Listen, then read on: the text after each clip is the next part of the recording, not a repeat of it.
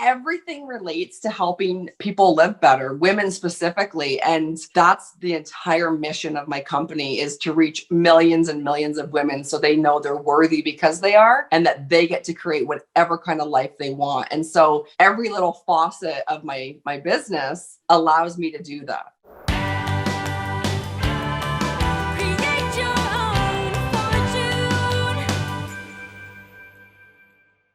Today in the Pre-Idea to Profit series, I have the honor of talking to Christy Primmer. Exactly 9 years ago, she unexpectedly got fired from her safe government job in Canada, and she decided to take a leap and start her own business. Something she always wanted to do, but she was too afraid till faith decided for her. Well, she doesn't regret it a single day, as she will explain in our coming interview. I hope you enjoy it. And we're live, ladies and gentlemen, today with the beautiful Christy Primmer.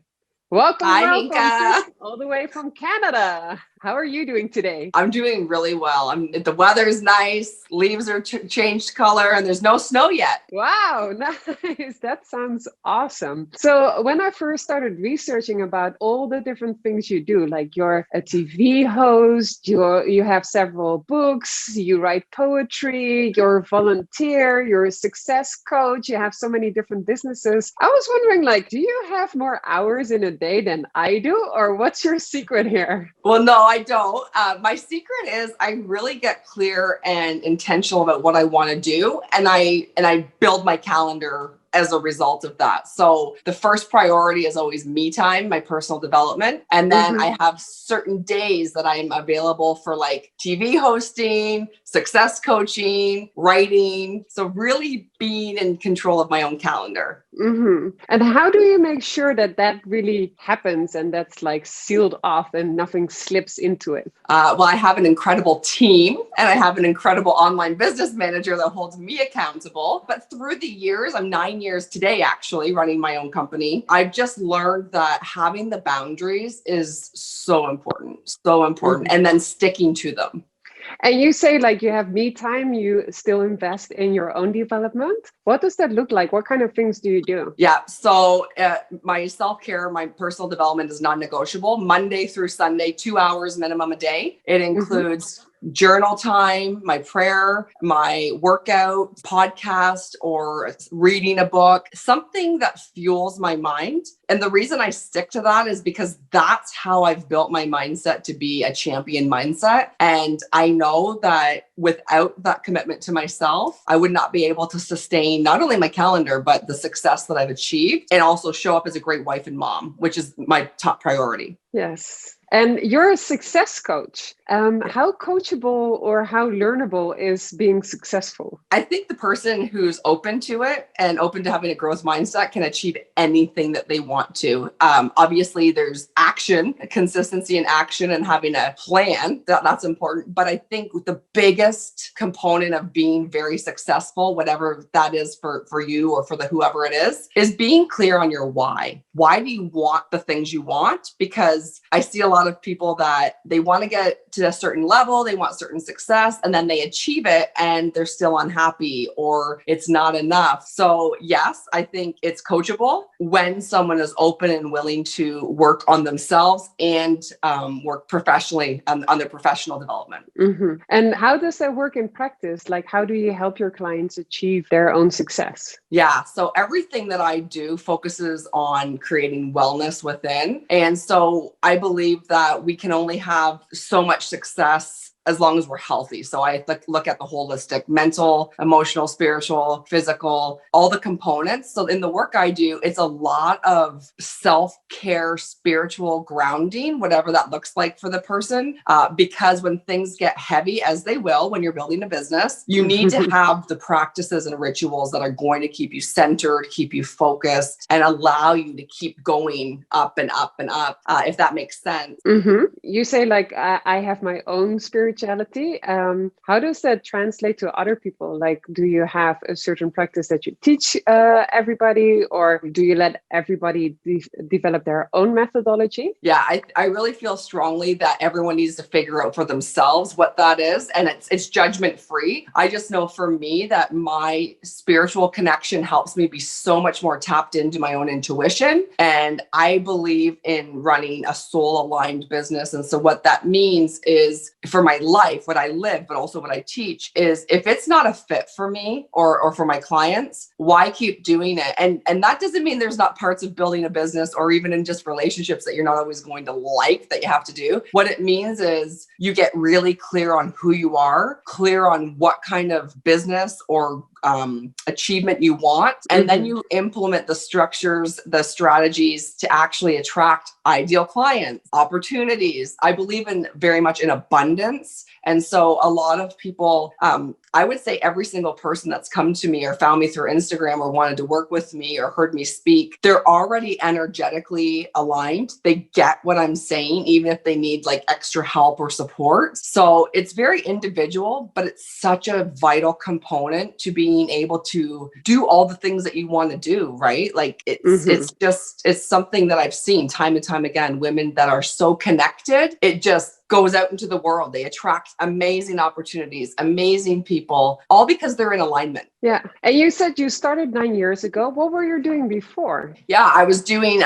sexual violence trauma counseling and public education. So helping men and women reclaim their power, reclaim their sexual health, deal with some complex trauma, and very rewarding career, very heavy, and lots of different opportunities to witness change and possibilities. And I literally, I did that for several years, and then I lost my job. I worked for a government funded agency, and I walked into work one day and lost my job. And I was devastated because I put my identity into my title and what I was doing. And so I went that's something we very often do, right? Like even when we're at a party, like one of the first things we say, like, oh, I'm a dentist, or I'm a social worker, or I'm a waitress, or I'm a consultant, or I'm a banker, as if that's one of the only things that we are. Yes, I'm so glad you said that. It's something I write about this in a couple of my books, and I teach it so strongly that we are so much more. But for me, it was, I had a lot of support from people around me that I had been working with and had contracts with. And I had a lot of people saying like, start your own business. And I had wanted to. Here's how the universe works. I wanted to run my own company for a few years. I was kind of playing around, visualizing what would it look like. And then boom, I lose my job. So I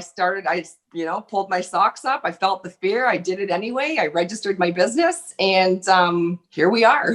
And how did you decide what your business was going to be about? Like, okay, well, you're doing one thing with the Canadian government. You lose that job, and then what? Yeah, good question. I knew I wanted to keep helping people. And so I thought I can pull from my education, use my credentials. I'm a registered counselor, use my experience, which is even more important, and actually keep helping, like continue to help people build wellness within, transform their lives inside out. And so I knew I wanted to stay with the counseling. I knew I wanted to keep speaking. I've been speaking all my life since I was a little girl, same with writing. And I knew I wanted to write books that were going to make an impact, that were going to help people, almost like a book that would be someone's tool guide. I knew I wanted to do that too. And so coaching just came along. Like when I started 9 years ago, social media, there was no Instagram. Social media was not as prevalent for business as it is now. And it's great in one way because I literally built my business through word of mouth referrals and clients' results. And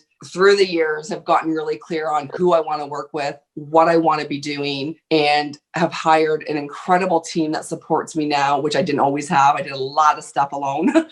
I don't recommend it, but I knew I wanted to help people and empower people. And that's exactly what I've created. And because you still do a lot of things at the same time, how do you all consolidate them? Like you do your TV work, you do your books, you do a lot of volunteer work. how does it all tie together? Yeah. So again, back to making sure my calendar is organized. I've started saying no to a lot more things now, just because I have to prioritize what I've already either committed to or what's really in alignment with my vision of where my company is going. But every single thing I do, whether it's right here at home, being a wife and mom, to volunteering in the community, to coaching women around the world, writing books, speaking, hosting a TV show, everything. And That you almost make it sound as if that's on the side. Like, oh, by the way, Yeah. I also host a TV show.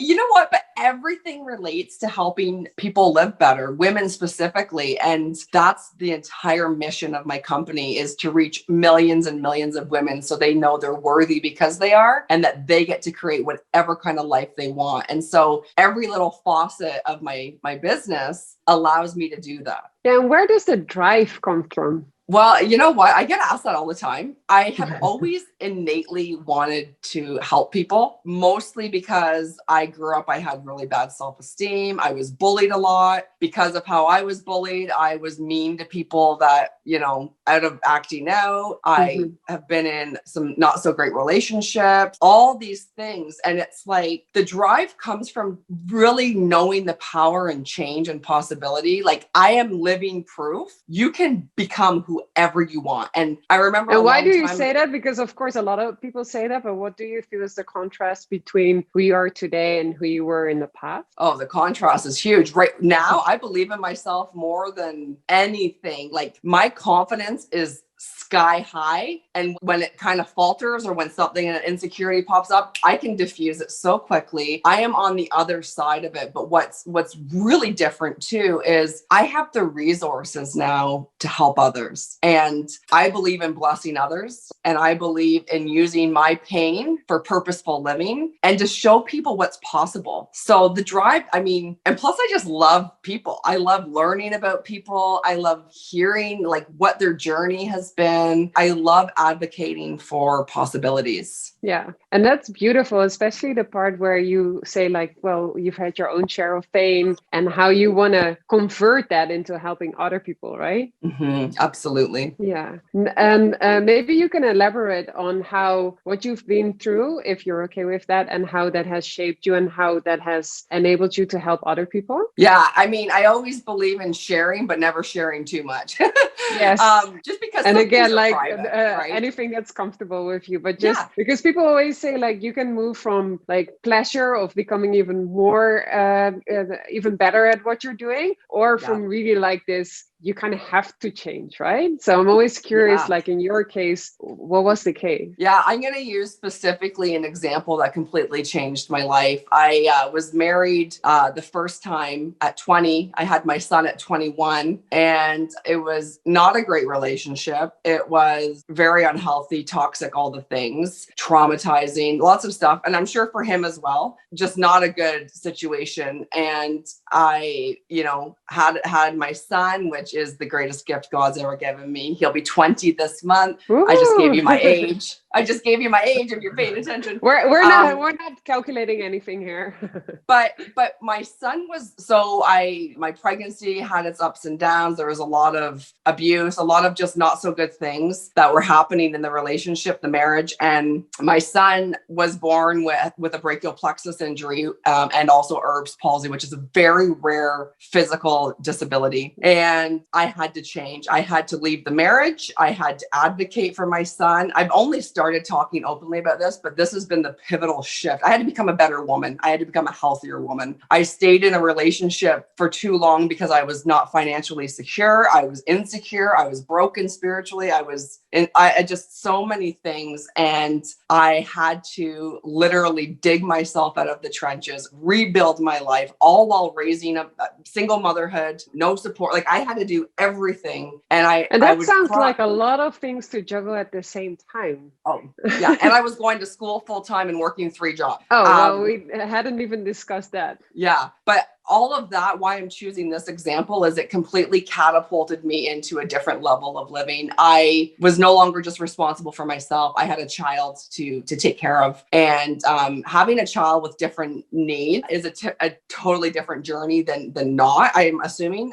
But all of that to say, I would literally pray at night, God, if you get me through this, if you help me, I will help as many women that I can possibly help so they don't stay in unhealthy relationships, so they don't stay in insecurity. And that was the catalyst for change and essentially why I do what I do. I want women to be able to make healthier decisions. I want women to know they can be whoever they want. Their past does not define them. That's beautiful. And I also love how you say that if you empower yourself like you did, you can empower others. It doesn't mean it's always easy or glamorous. Well, but you're such a good example because you were able to change so many things that were happening in your life around at the same time, right? Because that's often when we struggle the most. Like the relationship doesn't work, you have motherhood challenges, you have financial challenges. So yeah, when it rains, it pours, but that really happened in your case. Absolutely. And, I just remember going through it and thinking, how did I even get here? Like, I'm a smart woman. So I felt a lot of shame. I felt a lot of embarrassment. And what really, and it's something I do in the work with my clients, but what's really important is self-forgiveness and forgiveness of others. Even if those people don't apologize, we need to get ourselves through that. And it's definitely a process. But there's so much freedom on the other side of unforgiveness and bitterness. There's so much freedom in saying, okay, this is my role in that relationship or in whatever happened, but I'm not going to take responsibility for that. That's on you. Like there's freedom in that. And also what you said, like your past doesn't define your future. Like Absolutely. Let it go and create your own future. Absolutely. One of the things I write about this in my book that's just in final edits. I didn't call my dad till I was 16, didn't know my father, was adopted at 11. And every statistic that was against me, I've beaten. Like I can only use a few examples because we don't have time for the whole thing. But I am telling anyone who's listening that might be in a funk or might be going through some trauma or in a really not so good place inside themselves, there is hope. There is possibility. And it's literally one action at a time. And that's so important, right? That's also why I ask you this question. It's not to dig up all your dirt because we all have that and we all have things that we're not proud of. And that we're like, oh, how did we end up there? But it's knowing that there's light at the end of the tunnel, knowing that you can grow pain, knowing that you can get yourself past of all these challenges, right? Absolutely. And I feel like when we share pieces of our stories, we inspire other people of what's possible. So what made you decide to host a TV show? Also with your husband, you're hosting certain lives on Facebook. Yeah. What made you decide to go down that road? Because there's so many things you could have done, right? Well, TV is a really great way to get my message out to more people. So media, I've always wanted my own TV show. I've always wanted to be able to have a platform that featured and empowered incredible women. Always, whether it was about business, just lifestyle, relationships. So I pitched my own TV show. The third time, I didn't hear back, pitched it again, didn't hear back, pitched it. Because how does that work? Because I know a lot of people that would say, yeah, I would love to have my own TV show, but I don't know that many people who actually achieve that, right? Well, I believe in going big or going home. And I also believe, because my mindset is so on point, I know anything is possible for me if I believe it is. Anything. I don't know when or how sometimes, but I know it's possible. And the third time I pitched it, the producer, the person that the local channel called me and he said, I love this idea. Can we meet? And so this was only after being rejected 2 times already. Yeah. I love rejection in business. I'm like, you know what? My resilience is so high that even if it's something that I really want and I have a little pout about it or a little like, why didn't that happen? My faith is so strong that it's like something better, this or something better. And I've conditioned myself to think that way. And that's why I do personal development every day. But yeah, so I met with the producer. I'm recording season 2. We'll be going into the 3rd season. It's an opportunity for me to give back and to feature and empower women. The Hump Day show that my husband and I do on our Facebook, We started that about 5 years ago, and I was doing a lot of couples counseling in my private practice, and I was seeing really high success rates with my clients. I was seeing like couples that came in ready to either divorce or like move out, separate, fall back in love and learn to communicate. And so my husband and I, because we work on our marriage, we have an incredible marriage. And Wednesday is hump day universally. And I said, let's do a show that empowers couple. We can do his side, her side, suggestions. And so it's been a lot of fun. We now get paid. So we now get paid to go and do live hump day shows at events. How did you achieve that? How were you able to monetize that? Because you didn't start off that way. No, here's what I really believe and why I know this is one of the reasons why I'm blessed. When your intentions are pure and your heart is to serve, you will be provided for. No hidden agendas, just pure intention to help. You will be blessed beyond imagination. And when we started that, it was just, you went all the way back and watched my husband in the beginning. He hardly talked. Now he's like, it's grown his confidence too. But people, we get a lot of views and people love it. We literally had it was on our heart to serve that way. And someone about a year ago reached out. This is how it started. Someone reached out and she goes, can I book you live for an event? I said, yes. And then she said, okay, well, what will you charge? And I said, I'll send you an invoice. And I called my husband. I was like, but so how do you even come up with a price? Like if somebody calls you like that and it's the first time, like, is it back of an envelope? Is it like doing competitive research? How do you even come up with a number? I literally just prayed about it. I was like, what's something that I feel like I want to be compensated monetary wise? And, let's go have some fun. And plus I've been paid to speak for almost 17 years. Mm-hmm. So I had some idea of what I would want to charge. And it's been a win-win-win for everyone, for the audience, for the event organizer, and for us. And I just think it's amazing. And one of the things I teach my clients, get paid to do what you love. I mean, come on.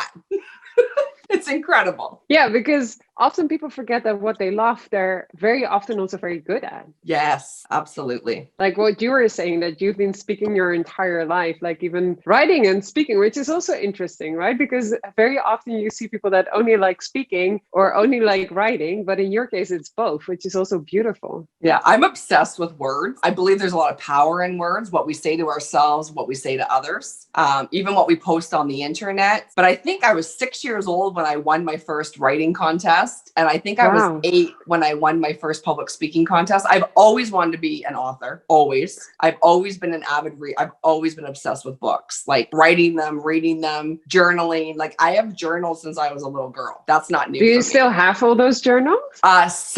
Some were unfortunately destroyed by someone in a past relationship to hurt me. Mm-hmm. And some are in a tote. My husband said, you have like 50 journals in a tote down there. I'm like, I know, I'll look at them one day. If you journal every day, it's gonna add up, right? Yeah. And right now I have 4 journals on the go. So I have certain, I don't know.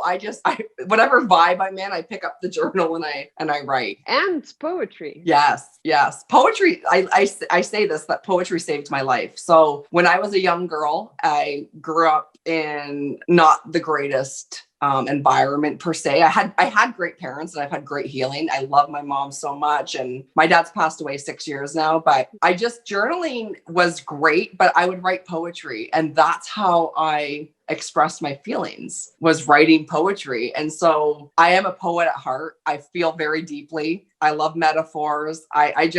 Poetry is like everything to me. I'm really into music lyric. So I like songs based on, the message of the song a lot of the time. So yeah. And I can tell by the names of your program as well that you are very good with words, right? Like think like a lady, act like a boss. Yeah. How did you come up with that title? Well, it was I remember I was at this event, speaking at this women's event, and I was the closing keynote. And there was a picture in the green room that I was sitting in waiting. And it was like, act like a woman, something boss. And I was like, think like, and I'm obsessed with the term lady boss. So I was like, oh my goodness, think like a lady, act like a boss. Women can be bosses too. Like, and it was just something that stuck. And so now I've got my own pens that have like, think like a lady, act like a boss on them. I've got my journals being designed. It's part of the coaching. So women empower themselves to stand in their feminine power and lead,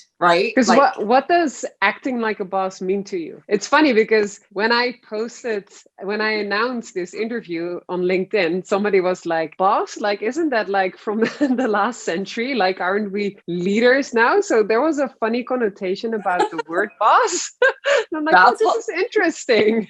I've never heard that. But again, alignment, right? The people in my community love it. So boss to me is being in charge of yourself, creating life on your terms, being true to your values. A boss, like when I think of boss, I think of someone who knows what she wants, isn't afraid to get it, and is done apologizing and playing down her strengths. Like it's just such a powerful word to me. And lady boss, like I am a lady boss. I'm a woman and I'm amazing at what I do. And I'm not going to apologize for it because there's a difference when people are, for me, a leader is a little bit different. We all can be leaders, but that doesn't mean you're going to run your own business, right? I'm the boss.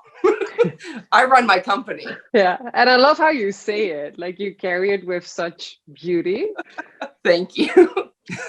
I think it's funny that someone said that, but words are different to people, right? It's yeah. I mean, I had a conversation with this person afterwards, and I think what was being meant was like being a leader, as in not just delegating things to your team and making sure that you really as a team function. Yeah. So more See, like boss to me is like, I'm in charge of my life. I'm going to take care of myself and then I can help take care of other people. Yeah. It's cool. Like being selfish in a healthy way. Absolutely. Like I'm a self-care junkie because taking care of me first allows me to show up as the best wife, mother, boss, co-team facilitator, coach to my clients, author, like everything that I do and commit to, I have to be my best version self. I have to be healthy. Yeah. And I think especially for women, that's something that we sometimes struggle with, right? Like putting ourselves first because we do want to take care of the people around us. Yeah. So over a decade ago, I let go of that. I realized I got to take care of me. Yeah. And my life changed dramatically. I had more energy. I was more available. I could show up at a higher level. I learned to have healthier boundaries. I learned the power in saying no and not apologizing for it. And that's exactly what I teach my clients. And it's amazing how our lives change when we get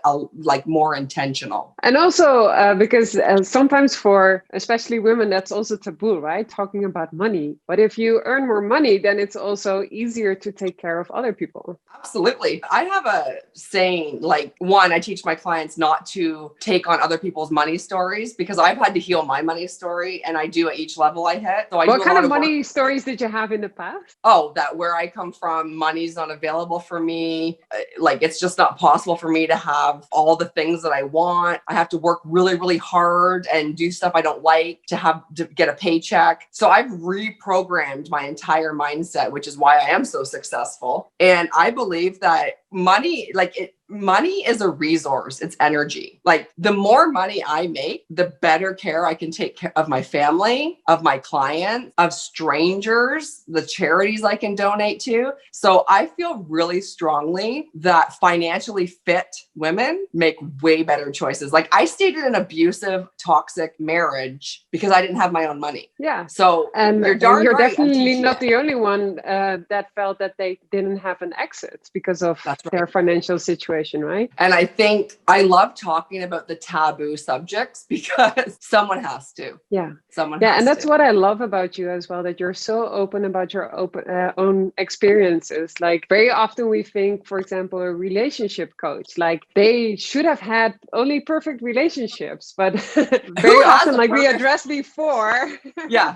It's especially the tough lessons where we learn the fastest, right? I feel like every relationship takes work. work. And some relationships aren't meant to work out. But part of the self-care that I teach is not just about pampering yourself and working out and eating well. It's owning your role, owning your behavior so you can learn from it and shift and change, right? Like transformation is the name of the game. And I think I don't believe in victimhood. I don't believe in finger pointing. But I also don't believe in taking responsibility for someone else's behavior. So owning your own behavior and getting clear on who you want to be, what you want to do, what you don't want to do. It's so important to have the highest quality of life and obviously success in business as well, because how you feel about yourself is reflected in how you treat people. No, that's absolutely true. And that's also how you started off, right? You said, I can manage everything that I want to because I have very clear boundaries. Like I set up my schedule. And I do also have people that hold me accountable, but that's the way I want to live my life. That's my schedule. Yes. And that was the whole thing. I wanted to create my life and business on my terms, right? That my freedom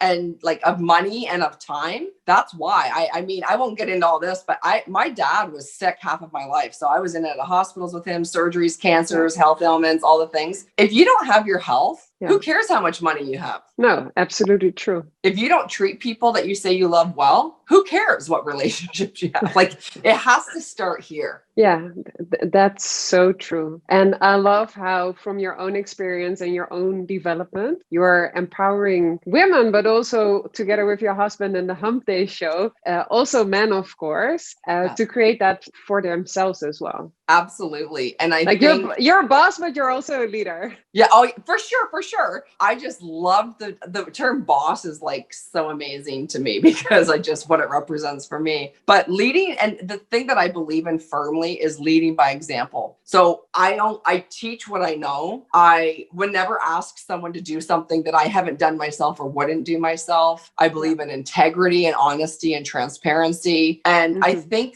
that's some of the values of a real leader. Like I want my clients to win just as much as they want to win. You know, I want couples to have healthy relationships just as much as I want a healthy relationship. Yeah. And I think that's what made you very successful, right? Because that drive, again, that good intention that you spoke about earlier, that really resonates in everything that you do, like being the books or being the talk shows or being the Facebook Lives. Yeah. And you know, what you see is what you get. So if you meet me in person, you're not going to see a different version of me. Yeah. I show up the good, the bad, and the ugly. I'm very real. So and the beautiful. Oh, thank you so much. But I think some people have like an online persona and then you meet them and it's like, you're so different. But I really strive to be the rawest, realest version of me, obviously with the boundaries intact. But it's okay for me to tell people that I've had many failures and mistakes in my life. That's okay. That's all growth. Exactly. Wow. Right? Well, it's been such a pleasure talking to you and learning from your experiences. And I absolutely love what you do. Before we wrap up today's conversation, I would like to ask you, what is your definition of creating your own fortune? Yeah, I love this question. My definition is creating the utmost wellness within me, spiritually, mentally, physically, emotionally, sexually, and financially, being the healthiest me. That to me is fortune. And you're such an example in achieving that. Oh, thank you. And thank you so much for this. Like, this has been incredible. It has been. And I cannot wait to meet you in person once we can travel again and cross the pond. Right. So for everybody who's after today's conversation, like, where can I find you? How can I get in touch with you? What's the best way to do that? Yeah. So Instagram is where I'm the most active. I love my Instagram community, and that's at Christy_Primmer. And then Facebook, Christy Primmer, and my website, which is primetimecs.com. Perfect. Well, we'll be sharing it in the show notes as well. So don't worry if you didn't catch that. So thank you so much again, Christy. Oh, thank you. And I wish you a wonderful day. You have a bit more ahead of you today than I have, being on the other side of the earth. So make the most of it. And we keep on following what you do. Keep it up. And like I said, I completely love what you do and what you do for other people. Thank you, Nienke. Take care. Thank you. Take care too. Bye. Bye-bye. I'm very curious what you thought about Christy's story. I'm very impressed by where she's gotten. I'm impressed by how many people she has helped till today. And I'm impressed by the person that she is and how unapologetically herself she is. I love everything about Christy, how open she is, how vulnerable is, how she gives her whole self to help other people, but also how clear she is about taking care of herself and putting herself first. I'm very curious what kind of comments and questions you have. And both Christy and I would love to hear from you. So wherever you're listening or watching this, please let us know in the comments if you have any comments or questions. And if you don't want to miss out on more inspirational stories, make sure you subscribe and hit the notification button for more videos just like this. Have a great day and create your own fortune.